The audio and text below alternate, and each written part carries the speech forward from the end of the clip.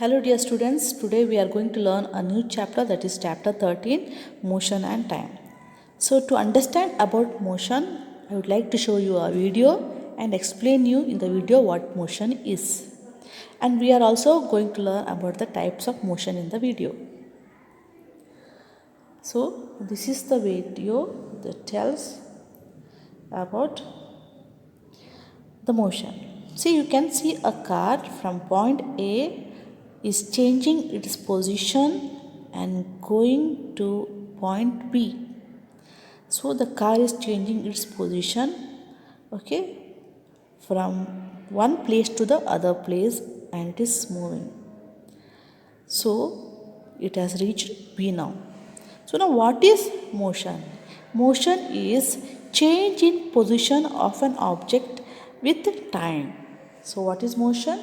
Change in position of an object with time. Okay.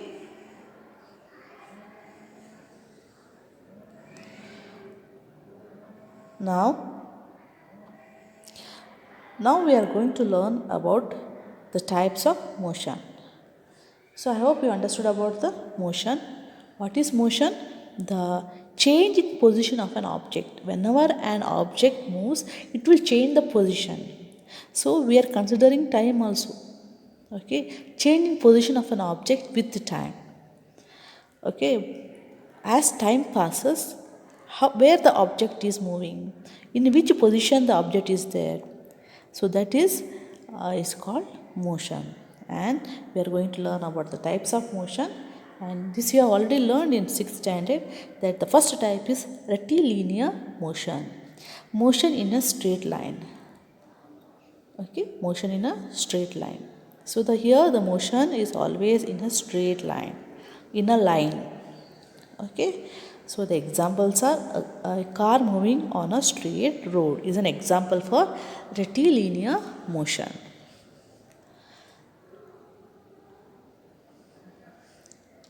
Okay, so a train moving on a straight railway track is also a example for rectilinear motion. So motion is change in position of an object with time. So we have already learned that. Now we are going to learn the next type of motion. The first one is rectilinear motion, and the second type we are going to learn is circular motion. Okay, so circular motion is if an object is moving in a circular way. Okay, if the motion along the circumference of a circle, the motion along the circumference of a circle. So the blue line indicates the circumference of a circle. If an object is moving in a circular way, okay, then it is called as circular motion. Okay, so this is circular motion. And the other examples are a satellite moving around the earth, the satellite rotating or revolving around the earth is called as circular motion. Any other example is if you tie a stone by a thread and if you circle it, then also the stone is moving in a circular motion. Okay, so it is moving in a circular motion. So the radius of the circle will be same. And now this moving fan is also an example for circular motion. Now we are going to learn about periodic motion. So see students, now we are going to learn about, already we have learned about rectilinear motion and circular motion, and there is no confusion about these two. Okay. Now what we are going to learn about is, we are going to learn about periodic motion and oscillatory motion. So periodic motion and oscillatory motion is bit confusing, and in your textbook also sometimes they have mentioned oscillatory motion as periodic or something. Some confusion is there in the test also, but in this video I would like to clearly mention what is periodic and oscillatory motion. So you have to pay very your clear attention here. Okay, so what is periodic motion? The motion that repeats itself after a fixed interval of time is called as periodic motion. So your fixed interval of time is very important. and the motion is repeating also. The motion is repeating in a fixed interval of time. So this is an example you can see here. So the earth is moving around the sun. Okay, so to complete one revolution it takes 360 days, isn't it? And every year, that is 1 year, every year for a year it completes its revolution. Okay, so how it moves we will see.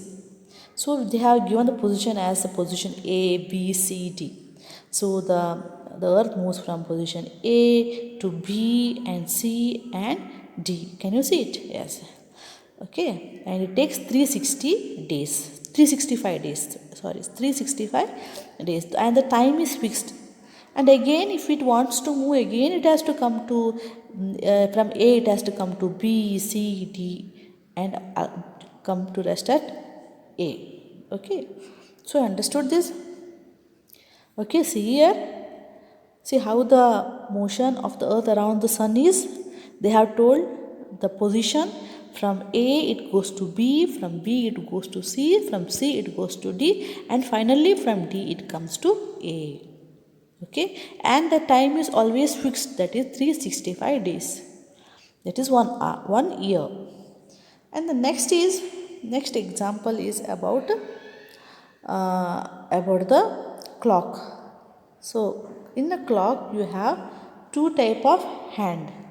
Understood? One hand indicates the hour. Okay, hour. That is the small arm, and the long arm in the clock indicates the minute. And the other hand indicates the second. So now we are considering about the two hand, that is hour hand and the minute hand. We will see what happens here.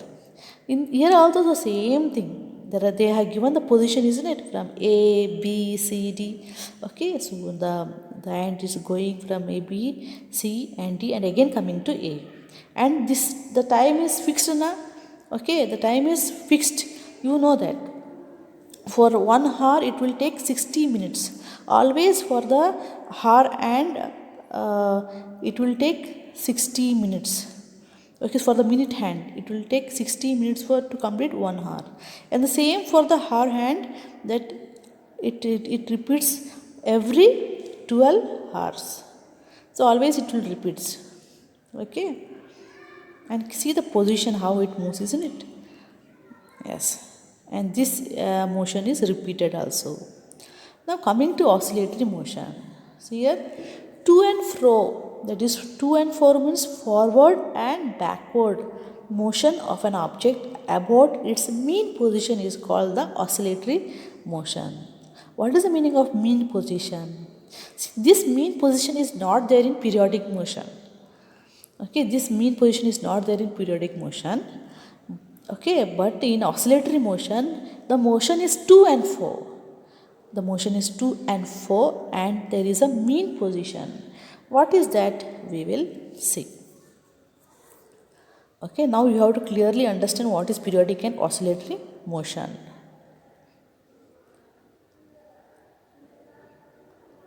Okay. So here in oscillatory motion, there is a position called mean position. How it is, we will see. So see, this is an example for oscillatory motion. Can you see the mean position, that is B? Can you see the extreme position, that is A and C? A and C. Okay. Okay. So see here there is the motion is from, first the motion starts from C, and where it is going? It is going to A. And again the motion is repeated from A to C. Can you see that in that arrow mark is given? From C to A it moves, and from A to C it moves in a regular intervals it moves. But see here, whenever it moves, it has to touch B. That is the mean position. It will come to a position called B. So you may be thinking, what is this all? Actually, they are telling about, for example, imagine that this is a swing.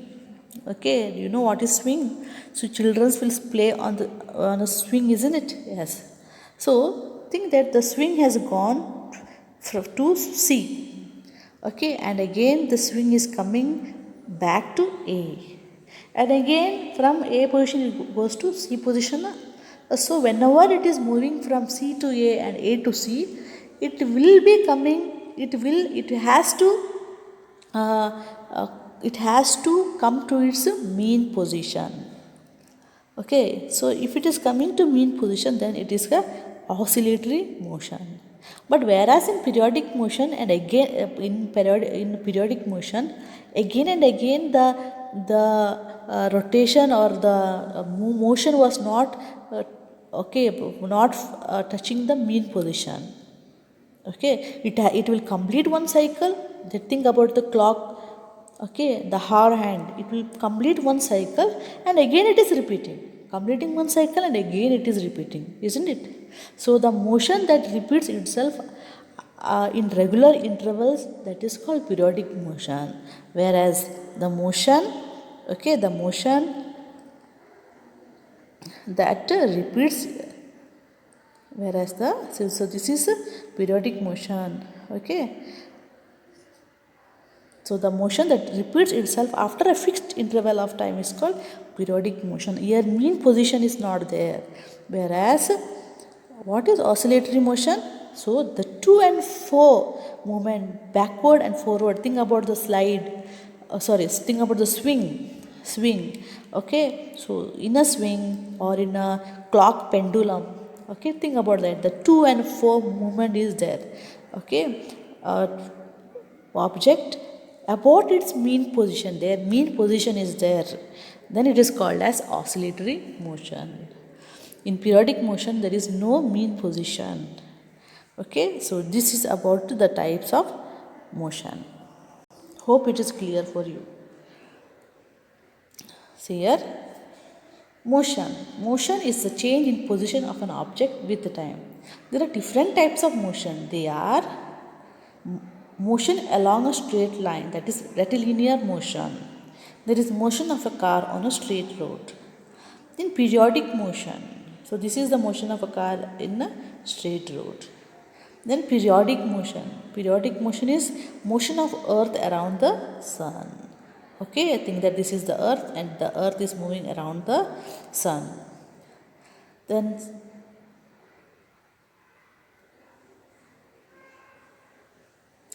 circular motion is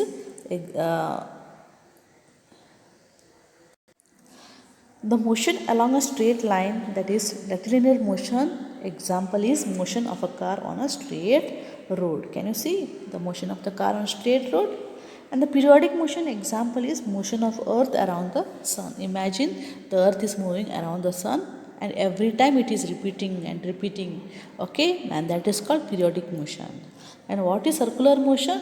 Think about a pedal of the bicycle in motion. When you pedal a bicycle, when you ride a bicycle, the pedal of the bicycle is also circular motion. And also you can see, think that this is the car moving around the circle. Okay, that is circular motion.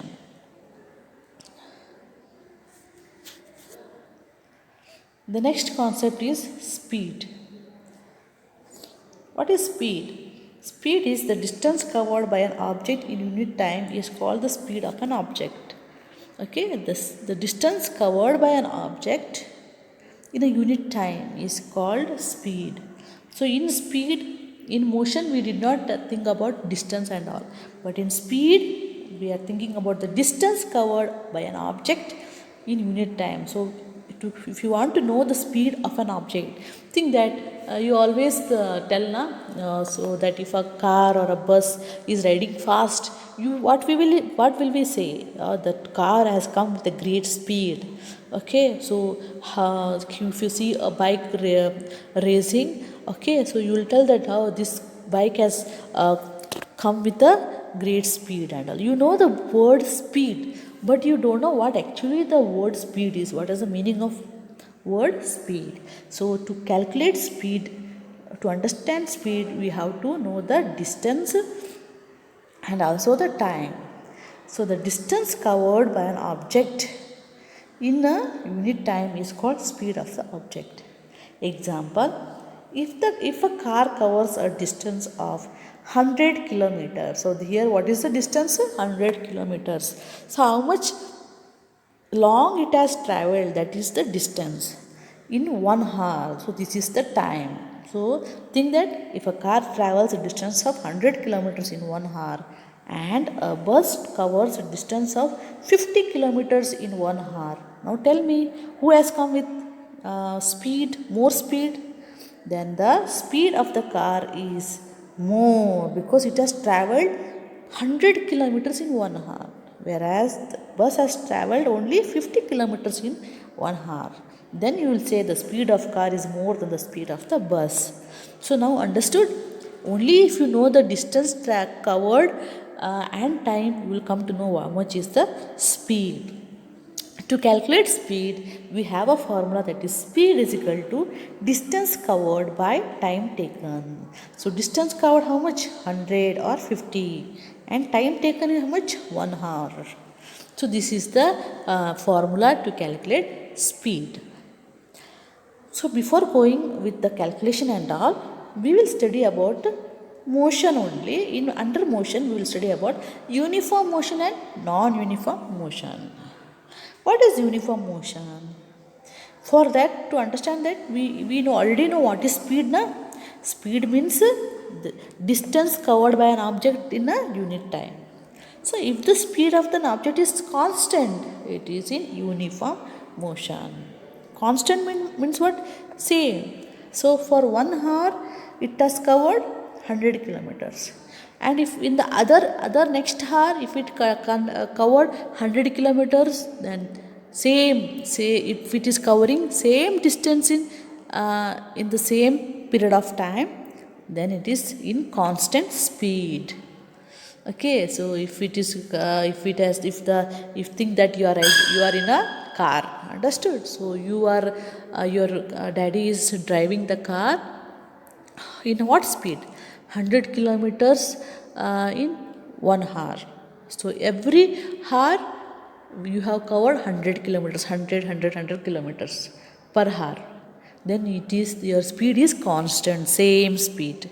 Okay, so if what is non-uniform motion then?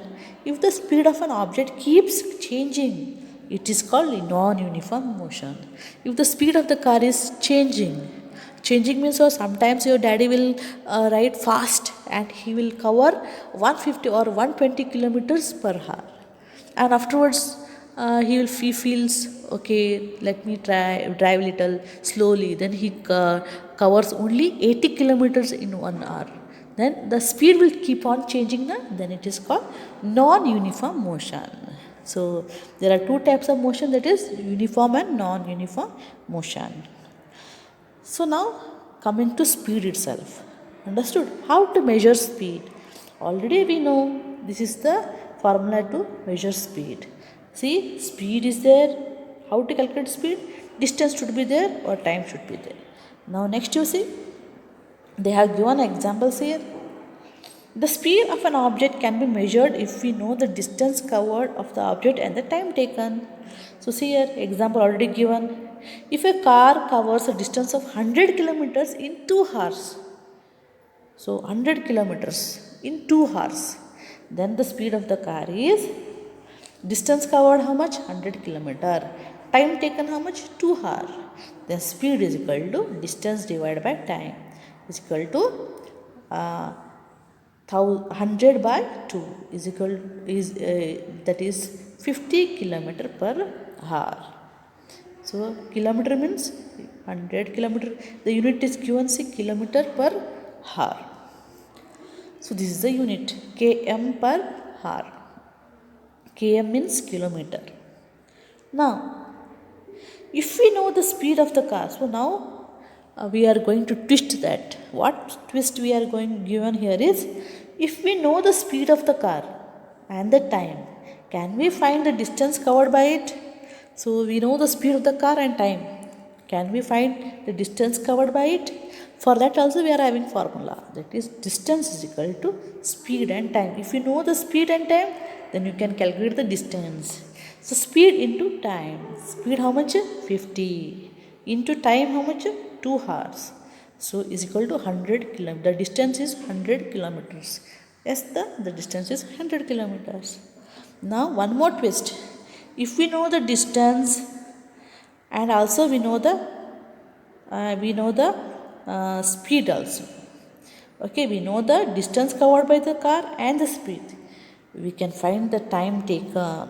For that also we are having a formula, that is time is equal to distance divided by speed. Time is equal to distance divided by speed. So what is the distance?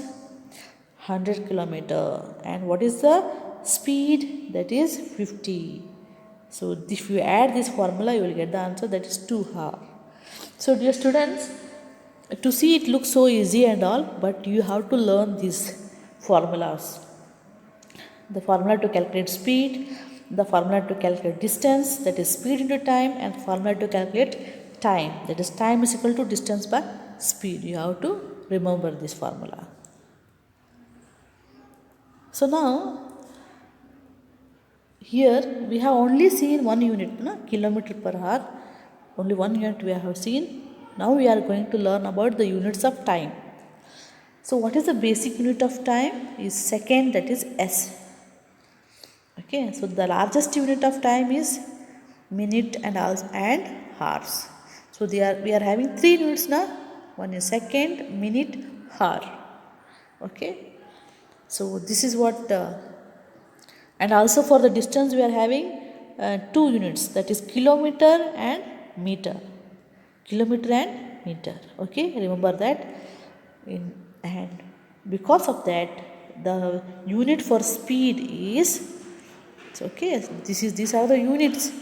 The basic unit of speed is meter per second, and the larger unit of speed is kilometer per hour. So this you have to remember.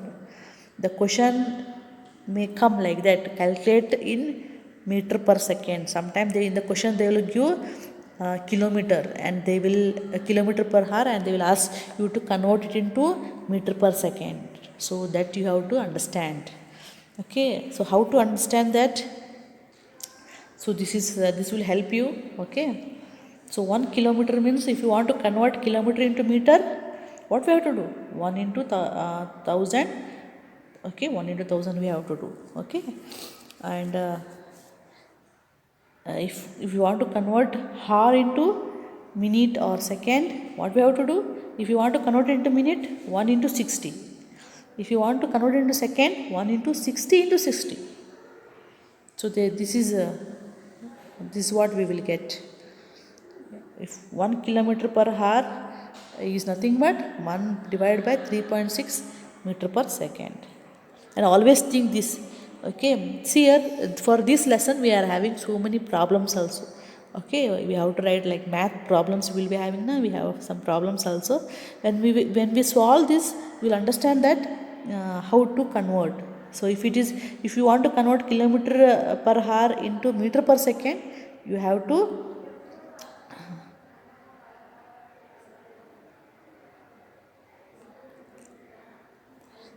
divide. Understood? Divide by 3.6. So like that it is. Okay. So when we are solving the problem, we will come understand that. Now see here, ancient time measuring devices. What are the ancient devices used to measure time? Can you see this? What is this? It is sundials. This is sundial. With the help of the shadow, okay, it will help us to get the time. Whenever the light falls on this device, there is shadow produced somewhere here, and as the sun moves, changes its position, the position of the shadow also changes. This is water clock. This is how the water was introduced in the clock, and they used to measure the time. Okay, see here. This is nicely systematically they were measuring the time. This all knows that is sand clock, isn't it?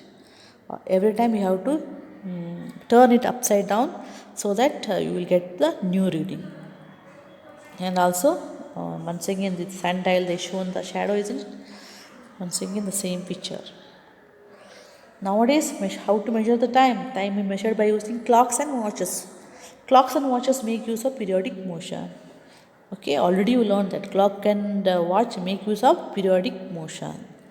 So the motion that repeats itself after every interval, after in equal intervals of time. So wall clock, see, can you see the pendulum? So this pendulum is undergoing oscillatory motion. Okay, because it will be in mean position. Now the pendulum is standing in the mean position. Okay, if you move the pendulum, it moves to the extreme position. This is table clock, that may be alarm clock, watches, clock. This is digital clock. Okay, so you are very much aware of these clocks because of these watches. Okay, so still improvised watches you people will wear at school. Okay, so till here I would like to complete the video.